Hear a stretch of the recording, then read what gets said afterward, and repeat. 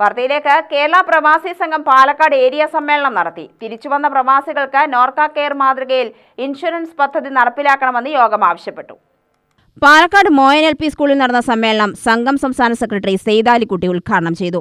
ഒരു സംസ്ഥാനത്തും തന്നെ കേരളത്തിൽ ലഭിക്കുന്ന തരത്തിൽ പ്രവാസി ക്ഷേമ പദ്ധതികൾ ആരംഭിച്ചിട്ടില്ല എന്നതാണ്. അപ്പൊ പ്രവാസികൾക്ക് ഏറ്റവും അധികം ആനുകൂല്യങ്ങളും സഹായങ്ങളും നൽകുന്ന ഒരു ഗവൺമെന്റാണ് കേരളം. ഇത് ഇന്നും ഇന്നലെയും തുടങ്ങിയതല്ല. 1996 മുതൽ ശ്രീ EK നായനാർ കേരള മുഖ്യമന്ത്രിയായപ്പോഴാണ് ഇന്ത്യയിൽ ആദ്യമായി പ്രവാസികൾക്ക് വേണ്ടി സംസ്ഥാനത്ത് ഒരു വകുപ്പുണ്ടാകുന്നത്. പ്രവാസിക്കാരെ വകുപ്പ് നോർക്ക എന്ന് പറയുന്നത്. അതിനുശേഷം 2004 കേന്ദ്രത്തിൽ പ്രവാസികാര്യ വകുപ്പുണ്ടാകുന്നത്. അപ്പോൾ പ്രവാസികളുമായി ബന്ധപ്പെട്ടുകൊണ്ട് ഒരു വകുപ്പും ആ വകുപ്പിന്റെ പ്രവർത്തനവും ഇന്ത്യയിൽ ആദ്യമായി തുടങ്ങി കേരളത്തിലാണ്.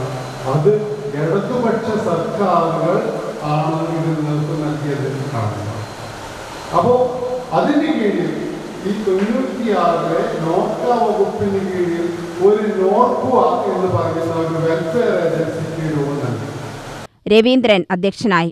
ജയബാലൻ, കൃഷ്ണപ്രകാശ്, ഷാഫി ഖുറേഷി എന്നിവർ പ്രസംഗിച്ചു. ജീവിതത്തിന്റെ നല്ലൊരു പങ്കും അറബ് വിദേശ നാടുകളിൽ ചെലവഴിച്ച് വിവിധ രോഗങ്ങൾ സമ്പാദിച്ച് തിരിച്ചെത്തുന്ന പ്രവാസികൾക്ക് പരിരക്ഷ നൽകേണ്ടത് സർക്കാരിന്റെ ഉത്തരവാദിത്തമാണെന്ന് സമ്മേളനം ചൂണ്ടിക്കാട്ടി. UTV news, Palakkad.